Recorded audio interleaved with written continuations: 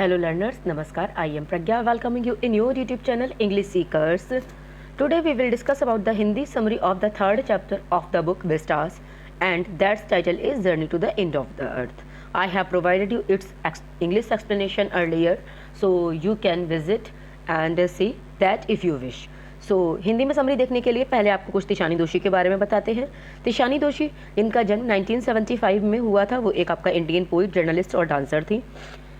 उनकी 6 books publish हुई थी जो पोइट्री पर थी, और कुछ उनके नॉवेल्स भी थे जिनको आप फिक्शन भी कहते हैं।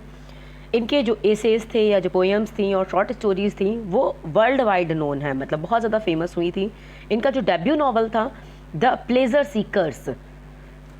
इसको शॉर्टलिस्ट किया गया था हिंदू लिटरेरी प्राइज़ के लिए। अब उसको ये प्राइज़ मिल नहीं पाया था, बट इट वॉज शॉर्टलिस्टेड। ये आपका बहुत अच्छी डांसर थी और इसी डांस के दम पर इन्होंने चंद्रलेखा ट्रूप को ज्वाइन भी किया था, और जिसकी वजह से इन्होंने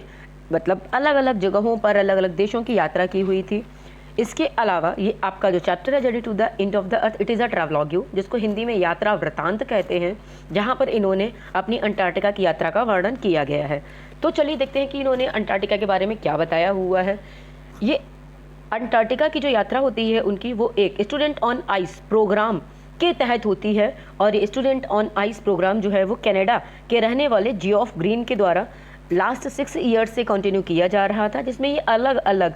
तरह के लोगों को पहले ले जाते थे। मतलब पहले सेलिब्रिटीज़ वगैरह को, जो प्रॉस्परस पर्सन थे उनको ले जाते थे, लेकिन बाद में इन्हें रियलाइज़ हुआ कि इस चीज़ से बहुत ज़्यादा चेंजमेंट नहीं आने वाला है, और इन्होंने अपना इंटेंशन थोड़ा सा चेंज करते हुए अब ये जो प्रोग्राम था वो बच्चों के लिए रखा। जब इन्होंने बच्चों के लिए इस प्रोग्राम को रखा, इसको करते हुए भी इन्हें लगभग पिछले काफ़ी साल हो चुके थे। तो इसमें ये जो आपका हाई स्कूल के बच्चे होते थे, मतलब जो उच्च माध्यमिक विद्यालय में पढ़ने वाले 10th ग्रेड के बच्चे होते थे, उनको ये मतलब उनका एक ग्रुप को सेलेक्ट करके ये वहाँ पर ले जाते थे, और वहाँ पर ये कुछ मोटिवेशनल एजुकेशन बच्चों को प्रोवाइड करना चाहते थे, प्रैक्टिकल नॉलेज आप कह लीजिए प्रोवाइड करना चाहते थे। इनका इंटेंशन बहुत अच्छा था और बहुत क्लियर था कि ये अपने प्लानेट मतलब अर्थ के बारे में, और उसके लिए मतलब वो बच्चों के मन में एक नई समझ आए, पूरा विकास आए, मतलब एक नई समझ विकसित हो और उसका सम्मान कर पाएँ, उसको प्रमोट करना चाहते थे। इस इंटेंशन के साथ में इन्होंने इस प्रोग्राम को स्टार्ट किया था। अंटार्कटिका जो सुनने में मतलब बहुत इजी लगता है कि हाँ एक प्लैनेट ही तो है, मतलब सॉरी एक पार्ट ही तो है, लेकिन इसकी पूरा बताया गया है कि जब ये यात्रा शुरू हुई थी तो वहाँ पर जो आपका राइटर है तिशानी दोषी, वो अंटार्कटिका को जाने के लिए उन्होंने बहुत सारी मतलब उन्हें लगभग 100 आवर्स की कॉन्टीन्यूअस यात्रा करनी पड़ी थी। और उस 100 आवर्स में इन्होंने बताया था कि इन्होंने अपनी जो जर्नी थी वो मद्रास से शुरू की थी। मद्रास से होकर के भूमध्य रेखा से 30.09 डिग्री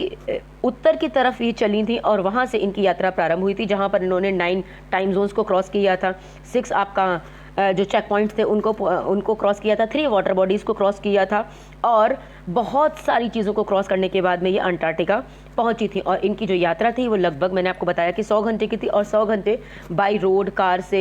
एरोप्लेन से, और आपका जो इनका ये आपका जो बोट थी उसके थ्रू, मतलब जो शिप था उसके थ्रू ये पूरी यात्रा को कंप्लीट किया था। बाद में ये पार्ट ऑफ हिस्ट्री बता रही हैं। इस हेडिंग के अंतर्गत इन्होंने ये बताया हुआ है कि जब ये वहाँ पर पहुँची थी या अंटार्कटिका के बारे में इन्हें इमेजिन करके ही बहुत सरप्राइज थी, और उसका बहुत बड़ा रीज़न ये था कि ये अंटार्कटिका कभी गोंडवाना का पार्ट होता था और अंटार्कटिका कभी इंडिया के साथ में होता था। इसको बिलीव करना इनको बहुत मुश्किल हो रहा था। 650 मिलियन ईयर एगो ये हुआ था, मतलब ये सारी चीज़ें थी। उस टाइम पर गोंडवाना एक आपका पूरा क्षेत्र होता था। 500 मिलियन ईयर्स एगो जो है वो टूटना शुरू हुआ था, मतलब तब तक जो है वो गोंडवाना एग्जिस्ट करता था, और आपका जो अंटार्कटिका था वो इंडिया का ही एक पार्ट था। लेकिन फिर धीरे धीरे जो गर्मी है वो कम होती चली गई, और डायनासोर्स भी कम्प्लीटली विलुप्त हो गए, और उस टाइम पर यहाँ पर स्तनपायी जो जीव हैं वो पाए जाने लगे। इस तरीके से बहुत सारे चेंजमेंट हुए, बहुत स्लोली हुए। बता रहे हैं कि कुछ ऐसे जो माइक्रो सेकेंड्स के अकॉर्डिंग थे। अंटार्कटिका जो है वो घूमने, जब आप घूमने जाते हैं तो उसमें राइटर अपना ये बता रहे हैं कि it is a part of history. और जब आप अंटार्कटिका में होते हैं definitely you are going to be the part of this, and you are going to experience. आपको अंटार्कटिका पहुँच करके जो आपका अर्थ है उसका प्रेजेंट, पास्ट और फ्यूचर सब समझ में आने वाला है। इसके बारे में भी राइटर बता रही हैं। तिशानी दोषी ये बताती हैं कि जब हम लोग वहाँ पर पहुँचे थे और कैम्ब्रियन मतलब वहाँ पर जो पूरे पत्थर देखे हुए थे, प्लेट्स, ओजोन लेयर, कार्बन, उन सारी चीज़ों को, तो वो किस तरीके से विलुप्त हो रहे थे या उनका क्या इम्पैक्ट हो रहा था, उसके बारे में भी इनको काफ़ी जानकारी प्राप्त हुई वहाँ पर पहुँच करके। राइटर बोलती हैं कि आप इमेजिन करिए कि मतलब जब जो इंडिया था वो उत्तर की ओर किस तरीके से खिसकता चला गया और एशिया जो है वो एकदम से अलग होता चला गया अंटार्कटिका से, और किस प्रकार से हिमालय पर्वत का निर्माण हुआ। आप यहाँ पर जाकर के उस चीज़ के बारे में भी पढ़ सकते हैं और यहाँ पर अंटार्कटिका पर पहुँच करके आपको उन सारी चीज़ों की भी नॉलेज मिलने वाली है। आपका नेक्स्ट हेडिंग ह्यूमन इम्पैक्ट क्या रहा, उसके बारे में राइटर तिशानी दोशी ये बताती हैं कि अंटार्कटिका में वो 2 वीक्स तक रुकी थी। वहाँ पर रहने के दौरान उन्हें ये मालूम पड़ा था कि मतलब अंटार्कटिका में जो है वो 90% आइस है पूरे अर्थ की, मतलब पूरे अर्थ पर जितना आइस है उसका 90% केवल अंटार्कटिका पे है। वहाँ पर किसी भी प्रकार के कोई भी वेजिटेशंस नहीं है, कोई भी ट्रीज़ नहीं है, ना ही बिलबोर्ड्स हैं और ना ही कोई बिल्डिंग्स बनी हुई हैं।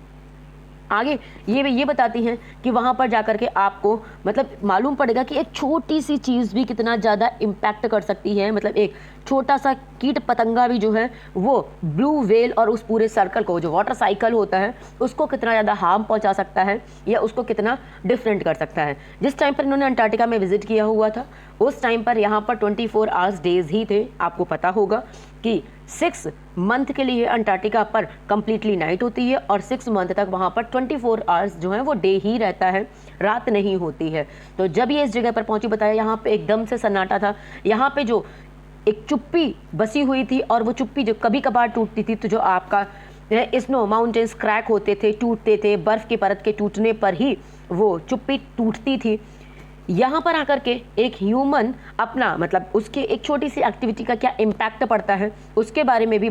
जान सकता है बहुत अच्छे से। इस चैप्टर में ये बता रही हैं कि मानव सभ्यताएं जो है वो केवल पिछले 12,000 सालों में आई हुई हैं और इन्होंने आकर के किस तरीके से बाकी इस पृथ्वी को पे जो और दूसरी प्रजातियां थीं उनके संसाधनों को सीमित करते हुए चले गए और उनके जो रहने की जगह है उसको ख़त्म करके, मतलब इंसान जो है वो कितना बड़ा जानवर है और किस तरीके से केवल हमेशा अपने बारे में सोचता है और किस तरीके से वो प्रकृति को, नेचर को हमारे हार्म कर रहा है, उसके बारे में पूरा डिस्क्रिप्शन इन्होंने दिया हुआ है कि इंसान के द्वारा किया हुआ एक छोटा सा मतलब थोड़ा सा कार्बन डाइऑक्साइड का जो उत्सर्जन है वो किस तरीके से ओजोन लेयर को हार्म पहुंचा रही है, किस तरीके से जीवाश्म से बना हुआ जो ईंधन है उसको जलाने पर मतलब नेचर को क्या नुकसान हो रहा है इंसान की वजह से, और धीरे धीरे जो नुकसान हो रहा है वो कितना विकराल रूप ले सकता है और उसका कितना भयानक परिणाम इंसान को भुगतना पड़ सकता है। ये सारे डिस्क्रिप्शन इस चैप्टर में राइटर ने बताने की कोशिश की है। इसमें वो ये भी बता रही हैं कि जो हिम नाभियाँ हैं वो जो 50 लाख पुराने कार्बन का लेखा जोखा अपनी बर्फ़ से मतलब वहाँ पर बर्फ़ से किया जा सकता है। आगे आकर के इस चैप्टर के बारे में एक्सप्लेन करते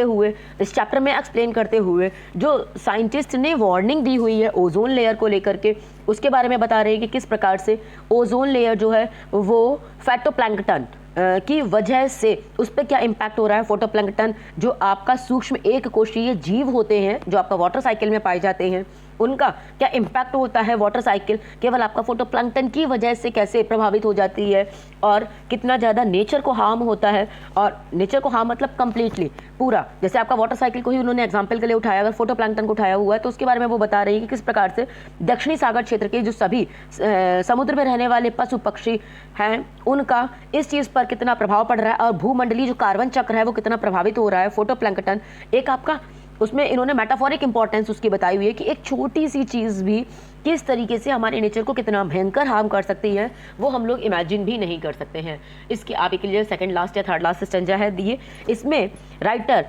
तिशानी दोशी ये बताते हैं कि अंटार्कटिका में उनका जो मतलब एक्सपीरियंस था वो बहुत ज़्यादा मतलब लाइक डिवाइन एक्सपीरियंस था। वहाँ पर उन्होंने जितना भी टाइम स्पेंड किया वो उनकी लाइफ का बेस्ट टाइम था और उन्होंने अंटार्कटिका का जो सर्कल देखा उसके बारे में कुछ बता रही हैं कि अंटार्कटिका के सर्कल में जब मैं 65.55 डिग्री ये दक्षिण की तरफ पहुंचने वाले थे जब हम लोग, तो वहाँ पर जो इनका शिप था, सॉरी मैं आपको ये पहले बताना भूल गई कि इनके जो शिप का नाम था वो आपका शोकालास्की था। तो शोकालास्की में ये बैठी हुई थी, बट वहाँ पर जाकर के एक इन्हें स्नो मतलब इन्हें जो है वो बर्फ़ के पठार और पहाड़ चारों तरफ स्नो शीट्स ही दिखाई पड़ रही थी और वहाँ पर बताया गया कि इनका जो शिप था वो एक टेडपोल द्वीप पे जाकर के फंस गया था और वो आगे नहीं बढ़ पा रहा था, क्योंकि वहाँ पर मतलब वाटर नहीं था, जो इस मतलब वाटर था वो कम्प्लीटली फ्रीज हो चुका था। और फ्रीज हो चुका था वो ऐसा नहीं था कि पूरा जितना भी समुद्र का पानी है वो फ्रीज हो गया, उसकी एक लेयर फ्रीज हो गई थी, जिसकी वजह से उसको आगे चलाना पॉसिबल नहीं था। तो जिनके कैप्टन थे, शिप कैप्टन, वो इसको टर्न करते हैं और इसको टर्न करने के लिए जब वो कहते हैं तो उनको टर्न सारे पैसेंजर्स के साथ में नहीं हो सकता था। और चूंकि वहाँ पर आपका एक शीट थी आइस की, तो वो इंस्ट्रक्ट करते हैं कि जितने भी लोग यहाँ पर हैं, मतलब जितने भी पैसेंजर्स उसमें थे, जो वहाँ पर 52 पैसेंजर्स उसमें बैठे हुए थे, उनसे कहते हैं कि आप नीचे उतर जाइए, मुझे शिप को टर्न करना है। तो जितने भी उसमें 52 पैसेंजर्स थे,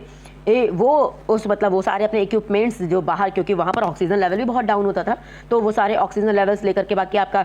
जो मतलब जल निरोधक उनके वस्त्र थे और धूप वाले चश्मे, क्योंकि वहाँ पर 24 आवर्स डे था, मैंने आपको बताया। और चूंकि वो वाटर मतलब जब आपका आइस शीट पर वो शेड पड़ रही है, सन मतलब सन रेज आ रही है, तो उसका इम्पैक्ट वो और ज़्यादा आंखों में चुभने वाली हो सकती थी। तो उन लोगों ने मतलब सभी ने वहाँ पर जितने भी 52 पैसेंजर्स थे, सभी ने सन ग्लासेस को लिया हुआ था, उनको लेकर के वो उस शीट पर चलना शुरू करती हैं, जो इनका मोस्ट अमेजिंग एक्सपीरियंस था। बता रही हैं कि जब मैंने वहाँ पर अपने कदमों को रखा था, तो वो मोटी मतलब 1 मीटर मोटी बर्फ़ की चादर थी जिस पर मैं चल रही थी, और उसके नीचे लगभग 180 मीटर तक केवल पानी ही पानी था। और वो जो वाटर, इन्होंने वाटर को अलाइव बताया हुआ है, क्योंकि उसके अंदर जो है वो मतलब पानी था, और उसके अंदर जो जंगली मतलब सॉरी जो आपके पानी वाले जो भी जानवर होते हैं, जैसे कि आपके केकड़े या केकड़े को खाने वाले जो मांसाहार समुद्री स्तनधारी होते हैं, वो सब थे। और इन्होंने थोड़ा सा दूर पर देखा कि वहाँ पर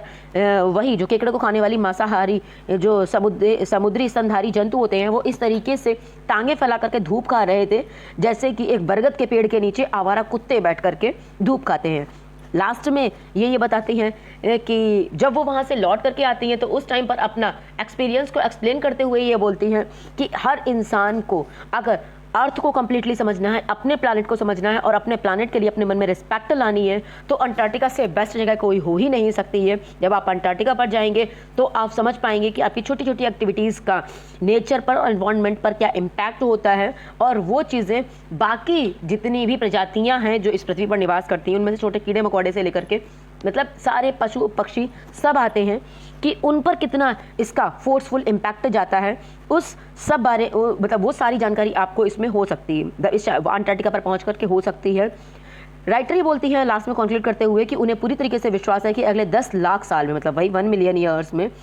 ये सब बहुत कुछ बदल जाएगा। और उस डिफरेंस को समझने के लिए, और अगर आप ये चाहते हैं कि आपकी लाइफ पे कोई नेगेटिव इम्पैक्ट ना आए, आपके द्वारा की हुई कुछ एक्टिविटीज़ के लिए सारी प्रजातियों को ना भुगतना पड़े, तो आपको एक बार अंटार्कटिका ज़रूर जाना चाहिए। इसके साथ में यही चैप्टर समाप्त होता है, ख़त्म होता है। तो हम मिलते हैं अपने नेक्स्ट चैप्टर में। Till then take care and stay tuned and stay connected. Thank you all of you.